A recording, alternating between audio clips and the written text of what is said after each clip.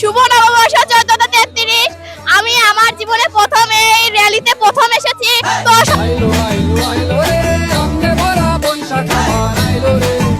পহেলা বৈশাখ আর পান্তা ইলিশ হবে না তা কি হয়? আমাদের বেরোইল পলিতায় লাস্ট আপনার 2016 সালে হয়েছিল এটা, এরপরে আর হয়নি। এবার পরিকল্পনা করেছি যে এবার আমরা পয়লা বৈশাখ উদযাপন করব বাংলার সংস্কৃতির, বাংলার কৃষ্টি কালচার তুলে ধরার লক্ষ্যে। আমাদের মাঝে যেন এই বাংলা সংস্কৃতির ধারা অব্যাহত থাকে, এই জন্যই এই প্রচেষ্টা বেরোইলবাসীর পক্ষ থেকে। অনেক ভালো লাগতেছে। তুমি কি এই প্রথম এই জায়গায় আসছো? জি, আমরা প্রত্যেক বছর এরকম দেখতে চাই। আমরা এই প্রথম এসেছি, আমরা খুবই আনন্দিত। আমরা খুব আনন্দের সাথে র্যালি উদযাপন করতেছি।